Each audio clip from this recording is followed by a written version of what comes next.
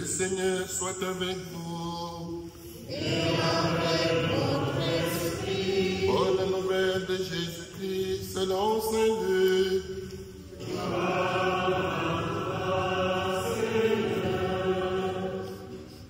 En ce temps-là, comme certains disciples parlaient du temple, des belles pierres et des ex-voto qui le décoraient, Jésus leur déclara: ce que vous contemplez, des jours viendront où il n'en restera pas pierre sur pierre, tout sera détruit. Ils lui demandèrent: Maître, quand cela arrivera-t-il? Et quel sera le signe que cela est sur le point d'arriver? Jésus répondit: prenez garde de ne pas vous laisser égarer, car beaucoup viendront sous mon nom et diront c'est moi, ou encore le moment est tout proche. Ne marchez pas derrière eux.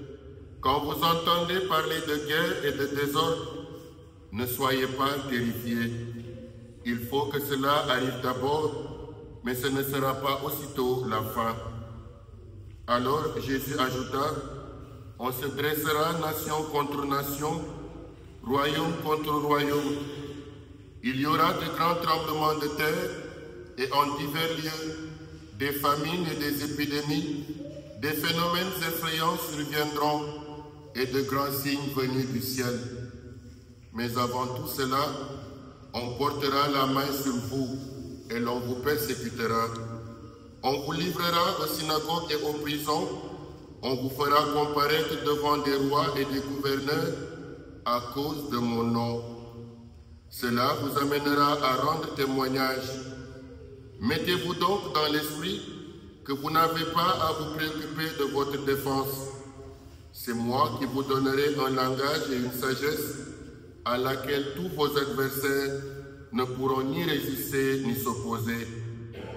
Vous serez livrés même par vos parents, vos frères, votre famille et vos amis, et ils feront mettre à mort certains d'entre vous.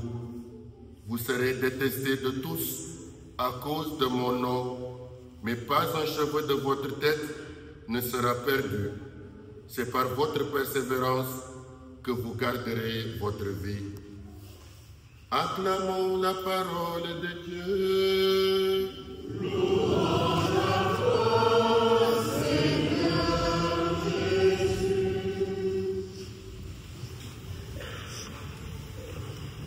Chers amis, avant d'entrer dans le vif de cette méditation, j'aimerais vous poser une question. À combien de fins de monde avez-vous échappé? En l'an 2000, on l'avait annoncé, et en 2013. Estimez-vous heureux d'être encore là? Je ne vais pas prêcher sur la fin du monde. Je préfère aujourd'hui m'appesantir sur la journée mondiale des pauvres. Frères et sœurs en Jésus, nous célébrons la 9e édition de cette journée mondiale des pauvres, décrétée par le pape François. Une occasion pour nous interroger sur la pauvreté. En effet, qui peut être considéré comme pauvre? Celui qui est dépourvu d'une substance minimale, de quoi manger, de quoi vivre.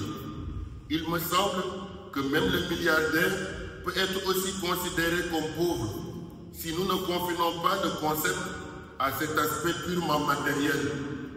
Ainsi, pourrait-il être pauvre humainement, autrement, sans âme, sans cœur, pauvre spirituellement, sans foi, sans Dieu?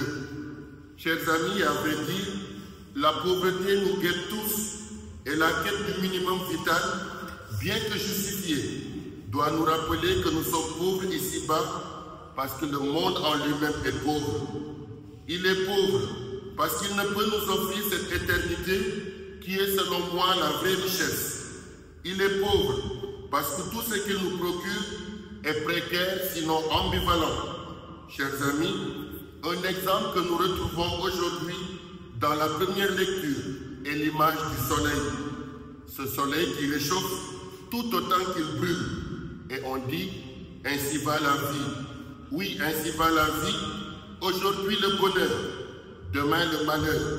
Aujourd'hui la joie, demain la tristesse. Aujourd'hui la richesse matérielle, demain peut-être la pauvreté. Ce monde passe et il passe. Et Jésus te dit, ce que vous contemplez, des jours viendront où il n'en restera pas pierre sur pierre. Tout sera détruit. Chers amis, à entendre ces paroles de Jésus, notre cœur peut être inquiet. Mais fort heureusement, ce matin, ces paroles se laissent diluer par le thème de cette 9e journée mondiale des pauvres. Le pape Léon a choisi comme thème « C'est toi mon espérance ». Le psaume 71, le verset 5. Notre Saint-Père, le pape Léon, écrit alors dans son message, je cite, « Dans les épreuves de la vie, l'espérance est animée par la certitude ferme et encourageante de l'amour de Dieu répandu dans les cœurs par l'Esprit Saint. C'est pourquoi elle ne déçoit jamais. Il n'y a donc pas de crainte à avoir, si ce n'est de manquer d'espoir. Advienne donc le règne de Dieu, ce règne que nous demandons souvent en priant de notre Père. C'est cette richesse qui comble toute la précarité de notre vie ici-bas. Chers amis, à une semaine de la solennité du Christ roi de l'univers et en cette dernière semaine de l'année liturgique, le choix des textes relatifs au retour glorieux du Seigneur est donc justifié. Dimanche prochain, nous allons célébrer le Christ roi de l'univers qui est aussi, vous osez, qui est aussi le 34e dimanche du temps ordinaire et en même temps qui marque la fin d'une année liturgique. Et donc, c'est dans ce contexte que ces textes nous sont proposés. Si nous avons vécu une année liturgique comme un temps qui passe, il nous serait donc difficile de percevoir cet empressement à rencontrer le Seigneur. Pourtant, comme croyants, de surcroît comme chrétiens, le retour glorieux du Christ est un événement heureux et donc une bonne nouvelle. La prophétie de Malachie confirme en ces termes. Mais pour vous qui craignez mon nom, le soleil de justice se lèvera. Il apportera la guérison dans son rayonnement. N'est-ce pas une bonne nouvelle pour nous? En effet, la crainte du Seigneur n'est pas synonyme de peur, mais plutôt d'adhésion au projet de Dieu. Par contre, pour le non-croyant, le retour du Seigneur suscite forcément angoisse et torpeur. Car, comme dit Malachie, tous les arrogants, tous ceux qui commettent l'impiété seront de la paille. Chers amis, que craindre alors? D'être auprès de Dieu ou de nous débarrasser de tous ces privilèges ici-bas? Je crois que nous craignons la fin de nos mondes et non la fin du monde. Une relecture des paroles du prophète Malachie en cette journée mondiale des pauvres me fait dire que nous avons une raison d'avoir peur, puisque même comme croyants, aucun d'entre nous n'est totalement bon. Nous le savons bien, je ne dis pas quelque chose de nouveau. Mais aucun d'entre nous non plus n'est totalement mauvais. Il y a en chacun de nous un peu d'arrogance et un peu de crainte de Dieu, pour reprendre les termes du prophète Malachie. Un peu d'orgueil, un peu d'humilité, un peu de haine et même parfois d'indifférence. Un peu d'amour, un peu de service de nous-mêmes et un peu de service des autres. Oui, chers amis, le jour du Seigneur est brûlant comme la fournaise, puisqu'il faut purifier ce qui n'est pas bon. Il n'y a donc rien à craindre, puisque dans le baptistère, nous avons été purifiés. Toutefois, rien à craindre ne devrait pas signifier tomber dans le péché des Thessaloniciens. C'est quoi le péché des Thessaloniciens? Marie. L'oisiveté. Mais pourquoi cette oisiveté? Il y a eu une raison. C'est parce qu'on leur a annoncé que le jour du Seigneur est tout proche. Et puisque le jour du Seigneur est tout proche, mais rien à faire, on n'a qu'à attendre que le jour du Seigneur advienne. Et donc ils sont restés dans cette oisiveté. Et Paul de leur rappeler que non, l'attente du jour du Seigneur n'est pas une attente passive. Le Seigneur nous trouvera dans ce que nous ferons tous les jours.